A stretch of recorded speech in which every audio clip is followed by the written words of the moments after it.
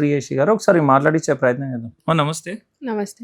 ఏం చెప్పదలుచుకున్నారమ్మా ఈ ఇష్యూ విషయంలో? మీ అమ్మగారు ఏమో మనీ ఇవ్వాలి చాలా మందికి అని చెప్పేసి చెప్తున్నారు, ఇంకో పక్కనేమో మీ లవ్ మ్యాటర్ వల్లనే మీ మామగారు టార్గెట్ చేసి ఇట్లా అటాక్ చేయించారని చెప్పేసి సంతోష్ గౌడ్ గారు ఆరోపిస్తున్నారు. దేంట్లో నిజం ఉంది అసలు? వాళ్ళ డాడీయే చేపిచ్చారు. దానికి మా దగ్గర కాల్ రికార్డింగ్స్ కూడా ఉన్నాయి. వాళ్ళ డాడీ ఇంటెన్షనల్‌గా చేపిచ్చిందే ఇది. డబ్బుల కోసం వస్తే 40 మంది ఎవ్వరు రారు. అది అగెయిన్స్ట్ క్రైమ్ యాక్చువల్‌గా. 40 మంది వచ్చి ప్రాపర్టీ డ్యామేజ్ చేసి అటెంప్ట్ మర్డర్ కేసెస్ అవన్నీ అయితాయి. కాబట్టి మా కేసెస్ అసలు మేము ముగ్గురం పిటిషన్ ఇస్తే ఒక్క పిటిషన్ కూడా పోలీస్ వాళ్ళు తీసుకోలేదు. కా మా మీద దాడి జరిగితే వాళ్ళ పిటిషన్ తీసుకున్నాడు. అంటే ఇదేంది వాళ్ళ పదవికి చేస్తున్నారా? పదవి వాడి చేస్తున్నారా? అంటే పోలీస్ వాళ్ళని కూడా అదుపులోకి తీసుకొని చేస్తున్నారా ఇదంతా? ఆ రోజు 40 మంది వచ్చి మా అమ్మని చంపడానికొచ్చి, మారణాయుధాలు పట్టుకొనొచ్చి, అంత చేసి, లొల్లి చేసి, కొట్టడానికొచ్చి అది డబ్బులంటారా?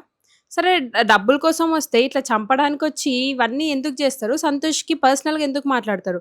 నీకు సిగ్గు లేదా? రా అదా, ఇదా అని చాలా అంటే చాలా వల్గర్ లాంగ్వేజ్ యూజ్ చేసి చాలా వల్గర్‌గా మాట్లాడాడు సంతోష్‌తోని. అప్పటికి మా మమ్మీని అటాక్ చేయడానికి పోతే సంతోష్ మా మమ్మీని సేవ్ చేసి రూమ్‌లో లాకేసి నన్ను కూడా సేవ్ చేశారు. నన్ను అటాక్ చేయడానికి పోతుంటే ఈ మధ్యలో సంతోష్ మీద కూడా చెయ్యి పడ్డది. అంతగానం పడి, ఇంత చేసి, అంత చేసినంక వాళ్ళు మాస్కులు పెట్టుకొనొచ్చినారు. పైసల కోసం వచ్చినోళ్ళు. మాస్కులు తీయండి అంటే ఎవ్వడు తీయట్లేదు. పోలీసోళ్ళొచ్చినంక ఒకరు ఎళ్ళిపోవడం స్టార్ట్ అయింది. సరే మీ దగ్గర డబ్బులున్నాయి, డబ్బుల కోసం చేసిర్రు అదంతా అయితే ఎవరన్నా పోలీస్ త్రూ పోతారు, కోర్ట్ త్రూ పోతారు. అవన్నీ చేస్తారు. ఎవరైనా చంపాలన్న ఆలోచన ఎందుకొస్తది? వాళ్ళ దగ్గర అంత డబ్బులు లేనోళ్ళైతే వాళ్ళు అన్నన్ని కోట్లు ఎక్కడి నుంచి తీసుకొచ్చిర్రు? అన్నన్ని వేల కోట్లు, వందల కోట్లు అన్నన్ని 10,00,00,000 40,00,00,000, 100,00,00,000 అంటారు. అన్ని కోట్లు వాళ్ళకి ఎవరిచ్చిర్రు? వాళ్ళకి ఎక్కడి నుంచి తీసుకొచ్చిర్రు? ఎట్లా చేసిర్రు? సరే మా మమ్మీకిస్తే మీరు ఏ షూరిటీ మీద మా మమ్మీకిచ్చిర్రు? ఎందుకిచ్చిర్రు? మీకసలు ఎవ్వరిచ్చిర్రు? మా మమ్మీ దగ్గర ఏ షూరిటీ? ఎందుకంటే మీరు నార్మల్‌గా మనీ ఆంటీ అంటది నాకామె తెలీదు. నేను ఆమెకి ఇన్ని లక్షలు ఇచ్చినా ఎంత అని. అసలు తెలియనోళ్ళొచ్చి నాకు డబ్బులియ్యండి అంటే ఇస్తారా? మీకడిగితే మీరిస్తారా? నాకిప్పుడు డబ్బులు కావాలి మీరు ఇయ్యండి అంటే మీరిస్తారా? లేదు. ఎవ్వరు అట్లా చెయ్యరు. కావాలని ఇంటెన్షనల్‌గా వాళ్ళ దగ్గర స్టేషన్ త్రూ పోతే కూడా వాళ్ళ దగ్గర ప్రూఫ్స్ లేవు అని చెప్పి మీడియాకెక్కి మా అమ్మ రెప్యుటేషన్ దెబ్బతీయాలి అని చెప్పి ఇది చేసిండ్రు. మీ ప్రేమ వ్యవహారం అసలు ఎన్ని రోజుల నుంచి నడుస్తుంది? మీరు ఎన్ని సార్లు వాళ్ళ నాన్నగారి దగ్గరికెళ్ళి చెప్పడం జరిగింది అసలు? నేను పర్సనల్‌గా వాళ్ళ డ్యాడీ దగ్గరికి ఎప్పుడు ఎళ్ళలేదు. ఎందుకంటే మా మమ్మీ మాట్లాడదాం అనుకున్నా వాళ్ళ డ్యాడీ "వద్దు అది మాట్లాడొద్దు నా దగ్గర" అది ఇది అని కొంచెం మాట్లాడాడు వల్గర్‌గా. మాది 2 ఇయర్స్ నుంచి నడుస్తుంది. కానీ మేమెక్కడ బయట పెట్టలేదు. ఎందుకంటే వాళ్ళ డ్యాడీ మీద మాకున్న రెస్పెక్ట్ అది. వాళ్ళ డ్యాడీది ఎక్కడ అది చేయొద్దు అన్న ఇదితోటి మేము ఎక్కడ బయట పెట్టలేదు. కానీ వాళ్ళ డ్యాడీ వాళ్ళు ఇంత సీన్ చేసి, ఇంత చేసి మా అమ్మ మీదకి పంపియడం, మా మీదకి పంపియడం అసలు కరెక్ట్ కాదు. సంతోష్ చాలా సార్లు మాట్లాడాడు. చాలా సార్లు కన్విన్స్ చేశాడు. ఫస్ట్ వాళ్ళ డ్యాడీ చాలా తిట్టి అది చేసి గొడవలయినాయి. తర్వాత మెల్లమెల్లగా కన్విన్స్ అయ్యి నేనైతే రాను, నువ్వైతే చేసుకో, నువ్వు చేసుకొని తీసుకొచ్చుకో అని వాళ్ళ డ్యాడీ చెప్పడం జరిగింది. వాళ్ళ డ్యాడీ చెప్పినంక మళ్ళీ మేము పెళ్ళికై వాళ్ళుండాలి పెద్దోళ్ళు అన్నట్టు ఉండి మేము జస్ట్ ఎంగేజ్‌మెంట్ వరకు చేసుకున్నాము. ఆ ఎంగేజ్‌మెంట్ అయినంక వాళ్ళ డ్యాడీ మళ్ళీ మొత్తం రివర్స్ తిప్పిండు. దానికి ఎవిడెన్స్ ఉంది. ఒక్క నిమిషం.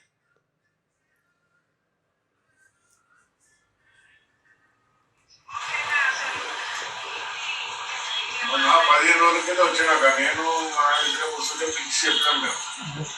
ఉత్తరా మంచిది కాదు నేను చేసుకుంటే ఎట్లా బాగా కోపం అయితే చేసుకుంటే గుర్తుందా కూడా బయట పోయి చేసుకోరా, నేను ఇంట్లో మేము మేము మాత్రం నాని పని అన్న కొట్లాడడం కలిసి ఇప్పుడు ఏమంటాడంటే నువ్వు చేసుకోమని చేసుకున్నాడు అంటే కూడా కోపం అంటే పోయి చేసుకుని రాకూడదు, నువ్వు చేసుకోవాలా పోయి చేసుకున్నాను అంటే ఉండడాకనే వాడు పోయి ఉండు ఇక్కడ రావు మా ఇంటి ముందు ఇంకా బాగాలేదు వాడు ఇది అలా అయ్యేదానికి దానికి ఏమైనా శిక్ష కావాలట ఇంత శిక్షించుకుంటే కానీ అనుకుంటాను కదా.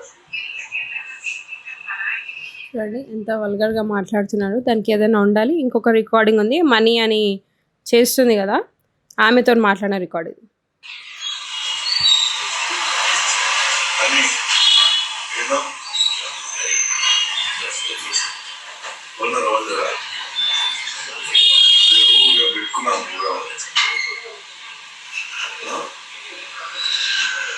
ఏమంటారు నేను ఉంటారు మనం పోయినా కోర్టులో చెప్పొద్దు ఏం నాకు తెలిసిందని. దాన్ని ఎట్లా చేయాలంటే పరిణామం చేయాలి. పైసల విషయం చూసుకున్నాను దాన్ని పరిణామం చేయాలి. పురుగాలు చేస్తారు ఎక్కడ చేస్తారు ఏమి నువ్వు అన్నప్పుడు చేస్తారు తగ్గా కూడా చేస్తారు.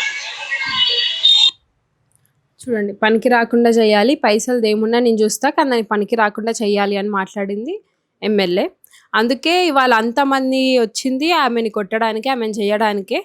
సరే అప్పటికి పైసల కోసం వచ్చిన వాళ్ళైతే మా మమ్మీ రూమ్లో లాక్ పైసల కోసం వచ్చి మాట్లాడితే గొడవ చేయండి, మా మమ్మీ రూమ్లో వెళ్ళి లాక్ వేసుకోదు.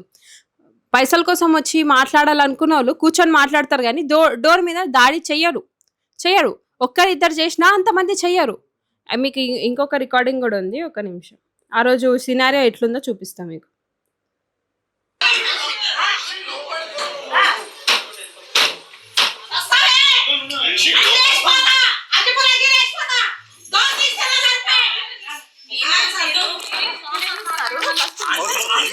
మా అన్న వీడియో తీస్తున్నాడని చెప్పి అన్న రూమ్లోకి తీసుకెళ్ళి కొట్టాడు. ఈ వీడియో అందుకే ఇక్కడ ఆగిపోయింది, చూడండి. నేను ఫోన్లో వీడియో తీస్తున్నానని చెప్పి నా ఫోన్ మొత్తం పగిలింది, అంటే డిస్ప్లే బయటికి వచ్చింది. నా ఫోన్ కూడా తీసేసుకున్నారు.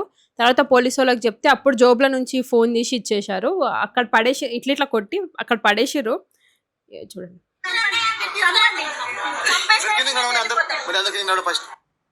చంపేసేయండి వెళ్ళిపోతాం అని అంటున్నారు. మళ్ళీ పైసల కోసం వచ్చిన వాళ్ళు చంపాలని ఎందుకు అనుకుంటారు? సరే వాళ్ళు చంపాలనుకున్నా వాళ్ళకి పైసలు ఇచ్చేటోళ్ళు ఉండాలి కదా. మా దగ్గర లాయర్ పెట్టుకోవడానికి లేదంటున్నారు, ఏమీ లేదంటారు, చాలా పేదోళ్ళు అంటారు. పేదోళ్ళకి అన్ని పైసలు ఎక్కడి నుంచి వచ్చినాయి? పేదోళ్ళకి పైసలు కావాలంటే మా మమ్మీ ఇవ్వాలి, చంపేస్తే వాళ్ళకి పైసలు వస్తాయా?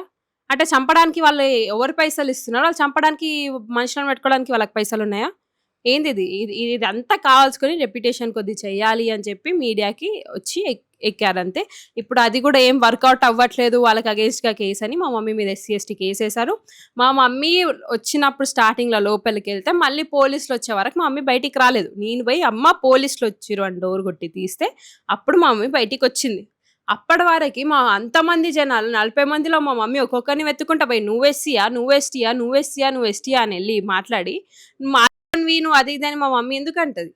మా మమ్మీకి అప్పుడు ఫస్ట్ సర్వైవ్ అవ్వాలని ఇన్స్టిక్ట్ ఉంటుంది. అంతమంది మీదకి వస్తున్నాం మనం బతకాలని ఉంటుంది, కానీ రెచ్చగొట్టి గొడవ పడదామని ఎవరికి ఉండదు. మా మమ్మీ ఎందుకు మా వాళ్ళు SC/ST అని అక్కడ అసలు ఎవరు ఎస్సీ ఎవరు ఎస్టీ అని మా మమ్మీకి ఎట్లా తెలుస్తుంది? మనీ ఆంటీతో ఒక్కతో సంబంధం ఉన్నప్పుడు మనీ ఆంటీ ఒక్కరు రావాలి, అందరినీ తీసుకొచ్చి కాల్చుకొని యాక్టింగ్ చేసి అంతా చేసి వాళ్ళు ఇదంతా చేసి మీడియాకి ఎక్కించి మా అమ్మ రెప్యుటేషన్ పోవాలి అది చేయాలని కావాల్సుకొని చేస్తుంది. మీకు రికార్డింగ్స్ కూడా వినిపించాను. అందుకే వాళ్ళందరూ మాట్లాడుకుంటూ కూడా చెక్స్ చూపిస్తున్నారు, మా దగ్గర అగ్రిమెంట్స్ ఉన్నాయి, రియల్ ఎస్టేట్ అని చెప్పేసి ఫ్లాట్స్ ఇస్తామని చెప్పేసి కూడా మమ్మల్ని నమ్మించి డబ్బులు తీసుకుని తర్వాత మేము ఫోన్లు చేసినా ఏం చేసినా ఇంటికి పోయినా కానీ కలవలేదు, ఇవ్వలేదు డబ్బులు అని వాళ్ళు ఆలోపిస్తున్నారు. ఈ ఇంటికి వచ్చినప్పుడు కలవకుండా ఎట్లుంటుంది? మా మమ్మీ బిజీ ఉంటే కలవకుండా ఉంటుంది, కానీ ఊకేనే కలవనంటూ ఎందుకు ఉంటుంది? ఇంట్లో ఉన్నప్పుడు ఎవరైనా పక్కా కలుస్తారు, అది వాస్తవమే. ఈ రియల్ ఎస్టేట్ అది ఇది అన్ని అబద్ధాలు. ఆ రోజు వచ్చిన రోజు కూడా మాకు కొన్ని చెక్స్ మిస్ అయినాయి. ఆ చెక్స్ తీసుకెళ్ళి పంచుకుంటున్నారో ఏం చేస్తున్నారో మాకైతే తెలీదు. అందులో ఇవ్వాల్సింది మనీ ఆంటీకి ఒక్క ఆమెకి, అది కూడా అక్టోబర్ వరకు మాకు టైం ఉంది, అక్టోబర్ ముందే కావాల్సుకొని వీళ్ళ డాడీ చెప్పిండని వచ్చి ఆంటీ ఇట్లా దాడి చేసింది. మిగతా ఎవ్వరితోని మాకు సంబంధము లేదు. ఫైనల్ గా ఏం చెప్తారు ఈ ఇష్యూలో? ఒకవైపు మీ ప్రేమ వ్యవహారం, ఇంకోవైపు మీ అమ్మగారి కేసు. ఇప్పుడు మీ అమ్మగారు రిమాండ్ లో కూడా ఉన్నారు 14 days. అసలు ఎట్లా కొట్లాడదాం అనుకుంటున్నారు? ఏం స్టెప్ తీసుకోబోదాం అనుకుంటున్నారు నెక్స్ట్? మేము కోర్ట్ ద్వారానే పోదాం అనుకుంటాం. ఎందుకంటే మేము కేసు ఇస్తే కూడా పిఎస్లో తీసుకోవట్లేదు. మళ్ళీ వాళ్ళు పదవి వాడుతున్నారు, అన్నీ వాడుతున్నారు. మళ్ళీ పోలీస్ స్టేషన్ ఉంది, న్యాయం కోసమో పైసల కోసమో మాకు అర్థం అవ్వట్లేదు. పదవి చూసిస్తారా, పీపుల్ని చూసిస్తారా అని కూడా మాకు తెలీదు.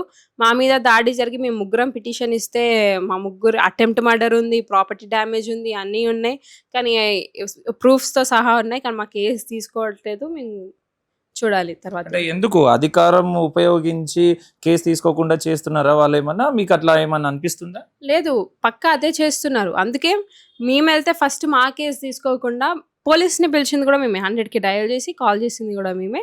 అప్పటికి కూడా మా కేసు తీసుకోకుండా వాళ్ళ కేసు తీసుకొని మా మమ్మీ మీద ఫాల్స్ కేసు పెట్టుతున్నారు. వాళ్ళవే తీసుకొని ఇక్కడనే మీకు ప్రూవ్ అవుతుంది కదా. సరే మీ ఒకవేళ వాళ్ళని నిజమే అనుకోండి, వాళ్ళ కేసు తీసుకుంటే మా కేసు కూడా తీసుకొని ఉండాలి కదా.